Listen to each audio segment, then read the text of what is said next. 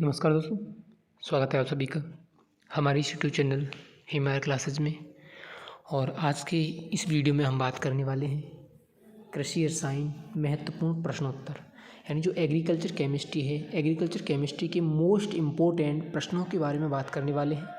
विद्यार्थियों के अर्धवार्षिक पेपर होने वाले हैं और इससे आगे वार्षिक पेपर होंगे, तो उनको इस चीज़ की इस समय आवश्यकता है कि उनको इन जो सब्जेक्ट है इसके महत्वपूर्ण प्रश्नोत्तर मिल जाएं। तो ये वीडियो एग्रीकल्चर केमिस्ट्री के महत्वपूर्ण प्रश्नोत्तरों के बारे में, और ये पार्ट फर्स्ट है, यानी ये हमारी वीडियो का पहला भाग है। तो चलिए हम वीडियो को शुरू करते हैं।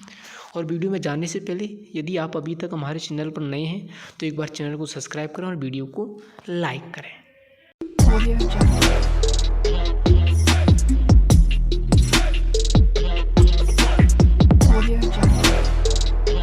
अपना पहला जो प्रश्न है वो है मृदा शब्द को परिभाषित कीजिए।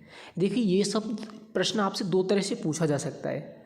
एक दो पूछ लेगा मृदा को परिभाषित कीजिए, एक पूछ लेगा मृदा शब्द को परिभाषित कीजिए। तो हम यहाँ मृदा शब्द के बारे में बात कर रहे हैं।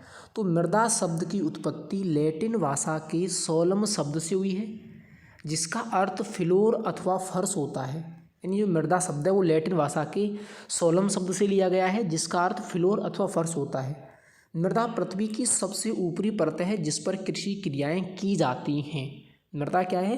पृथ्वी की सबसे ऊपरी परत है जिस पर कृषि क्रियाएं की जाती हैं। दो तरह से पूछा जा सकता है, एक आपसे पूछेगा मृदा को परिभाषित कीजिए और एक पूछ लेगा मृदा शब्द को परिभाषित कीजिए। दोनों में आप सेम लिख दो, कोई दिक्कत नहीं है। दूसरे अगर हम प्रश्न की बात करें, दूसरा प्रश्न है पेडोलॉजी क्या है। अगर हम पेडोलॉजी की बात करें तो पेडोलॉजी मृदा विज्ञान की वह शाखा है जिसके अंतर्गत मृदा की उत्पत्ति एवं विकास का अध्ययन किया जाता है। यानी मृदा विज्ञान की वह शाखा जिसके अंतर्गत मृदा के निर्माण और विकास का अध्ययन करते हैं, क्या कहलाती है? पेडोलॉजी कहलाती है। तीसरे प्रश्न की बात करें, पृष्ठ मृदा व अवमृदा में कोई अंतर लिखिए। पृष्ठ मृदा और अवमृदा में कोई दो अंतर।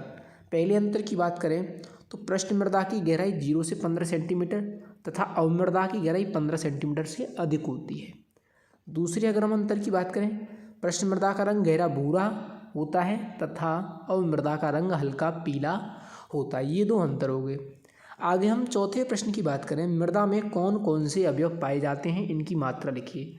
तो आप सबको पता है मृदा में 4 प्रकार के अवयव होते हैं। जल 25%, खनिज पदार्थ 45%, वायु 25%, जैविक या कार्बनिक पदार्थ 5%। ये 4 प्रश्न हो गए। आगे हम चलते हैं 5वें प्रश्न पर।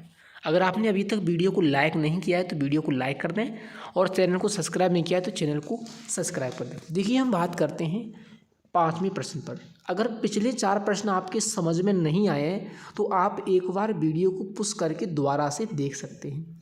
5वें प्रश्न की अगर हम बात करें तो 5वां प्रश्न, मृदा संस्तर किसे कहते हैं। बहुत ही अच्छा प्रश्न है। मृदा संस्तर किसे कहते हैं? तो मृदा की वह परत जिसके भौतिक, रासायनिक एवं जैविक गुण समान होते हैं मृदा संस्तर कहलाती है। यानी मृदा की ऐसी परत जिसके सभी गुण क्या हों, समान हों, क्या कहलाएगी? मृदा संस्तर कहलाएगी। मृदा में ओ, ए, बी व सी संस्तर पाए जाते हैं। यानी मृदा में 4 संस्तर होते हैं, ओ, ए, बी व सी। आगे हम बात करें भूपर्पटी क्या है। भूपर्पटी क्या है? नाम से स्पष्ट है, भूपर्पटी यानी भूमि की ऊपरी परत। तो हम कह सकते हैं थलमंडल या स्थलमंडल की सबसे ऊपरी परत भूपर्पटी कहलाती है। थलमंडल या स्थलमंडल की सबसे ऊपरी परत भूपर्पटी कहलाती है। यह परत सिलिकॉन व एल्यूमिनियम की बनी होती है। इस परत का घनत्व 2.66 ग्राम प्रति सीसी होता है। आपसे इसी तरह से वो प्रश्न पूछेगा भूपर्पटी क्या है, इसकी विशेषता लिखिए। अगर विशेषता पूछेगा तो भी यही आ जाएगा, अगर वो डायरेक्ट भूपर्पटी पूछेगा तो भी यही आंसर अपना हो जाएगा। चलिए हम बात करते हैं 7वें प्रश्न की ओर। आग्नेय चट्टानों की विशेषताएं लिखिए। आग्नेय चट्टानों की विशेषताएं लिखिए। इस तरह से वो आपसे किसी भी चट्टान की विशेषता पूछ सकता है। अगर हम आग्नेय चट्टानों की विशेषताओं की बात करें तो पहली विशेषता क्या है? इन चट्टानों का निर्माण लावा के ठंडे होने से हुआ है। दूसरा, भूपर्पटी का 95% भाग इन्हीं चट्टानों द्वारा निर्मित है। तीसरा, इन चट्टानों में गोल कणों का अभाव होता है। चौथा, ये चट्टानें कठोर होती हैं। कैसी होती हैं? ये कठोर प्रकृति की होती हैं। आगे अगर हम 8वें प्रश्न की बात करें तो 8वां प्रश्न है, अवसादी चट्टानों की कोई 2 उदाहरण लिखिए। अवसादी चट्टानों के कोई दो उदाहरण लिखिए। तो इसमें है चूना पत्थर और बालू पत्थर, दोनों ही क्या है, अवसादी चट्टानों के उदाहरण हैं। अगर आपको वीडियो पसंद आई हो तो कमेंट करके हमें ज़रूर बताएं। और आगे हम चलते हैं अगले प्रश्न पर। मैंने बिल्कुल सिंपली वे में आंसर लिखे हैं, जो भी आपका जो प्रश्न है उसको बिल्कुल सरल तरीके से बनाया है इसमें, तो आप अंत तक देखते रहिए। देखिए हम 9वें प्रश्न की बात करें तो 9वां प्रश्न है, मृदा उत्पादक खनिज क्या हैं, इनकी विशेषता लिखिए। मृदा उत्पादक खनिज क्या है, इनकी विशेषता लिखिए। वो आपसे इस तरह भी प्रश्न पूछ सकता है कि मृदा खनिज क्या है, या खनिज क्या है, या मृदा उत्पादक खनिज क्या है। एक ही प्रश्न है, ध्यान रखना। वे अकार्बनिक पदार्थ जो दो या दो से अधिक तत्वों के निश्चित संगठन से मिलकर बनते हैं मृदा उत्पादक खनिज कहलाते हैं। वे अकार्बनिक पदार्थ जो दो या दो से अधिक तत्वों के निश्चित संगठन से मिलकर बनते हैं मृदा उत्पादक खनिज कहलाते हैं। अगर हम विशेषताओं की बात करें तो खनिज पदार्थों के निम्न गुण होते हैं, जैसे इनके विभिन्न रंग होते हैं, ये चमकीले होते हैं, ये पारदर्शी, अपारदर्शी एवं अपारदर्शी होते हैं, इनका विशेष आकार होता है। ये क्या हो गए, इनके गुणधर्म हो गए। ये प्रश्न आपसे 100% पूछा जाएगा, आप भले ही इसको मोस्ट लगा लेना। आगे हम बात करें 10वें प्रश्न पर, तो 10वां प्रश्न है, मृदा निर्माण को प्रभावित करने वाले कारक कौन कौन से हैं। मृदा निर्माण को प्रभावित करने वाले कारक कौन कौन से हैं। अगर हम मृदा निर्माण को प्रभावित करने वाले कारकों की बात करें तो ये कारक 3 प्रकार के होते हैं। कौन कौन से, सक्रिय कारक जैसे जलवायु और जैवमंडल, अक्रिय कारक जैसे स्थलाकृति और पैतृक पदार्थ, उदासीन कारक जैसे समय। यानी मृदा निर्माण को प्रभावित करने वाले जो कारक हैं वो 3 प्रकार के होते हैं, सक्रिय कारक, अक्रिय कारक और उदासीन कारक। आगे हम बात करते हैं अगले प्रश्न पर। मुझे विश्वास है कि आप लोगों को यहाँ तक का मैटर समझ आया होगा। अगर समझ में आया है तो कमेंट करके हमें बताएं, और समझ में नहीं आया है तो एक बार वीडियो को दोबारा से देख लें। अगला प्रश्न है, निम्न पर संक्षिप्त टिप्पणी कीजिए। ये सबसे मोस्ट प्रश्न है इस चैप्टर का। निम्न पर संक्षिप्त टिप्पणी कीजिए। इसमें नंबर फर्स्ट है यूमीकरण, दूसरा पोडजोलीकरण, तीसरा लेटराइजेशन, चौथा है निक्षेपण। सबसे पहले हम बात करते हैं यूमीकरण। अब यूमीकरण हम कहते हैं यूमीफिकेशन, यानी ह्यूमस का बनना क्या कहलाता है, यूमीकरण कहलाता है। लेकिन हमको लिखना किस तरह से वो समझ लो। मृदा की ऊपरी परत पर वनस्पति एवं जंतु अवशेषों के विच्छेदन से भूरे रंग के कोलाइडी पदार्थ का निर्माण होता है, जिसे ह्यूमस कहते हैं। ह्यूमस निर्माण की यह क्रिया यूमीकरण कहलाती है।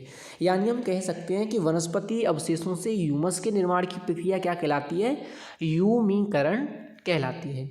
आगे हम बात करें पोडजोलीकरण क्या है, तो पोडजोल शब्द रूसी भाषा से लिया गया है। किस भाषा से लिया गया है, रूसी भाषा से लिया गया है, जिसका अर्थ राख जैसा होता है। पोडजोल शब्द रूसी भाषा से लिया गया है, जिसका अर्थ राख जैसा होता है।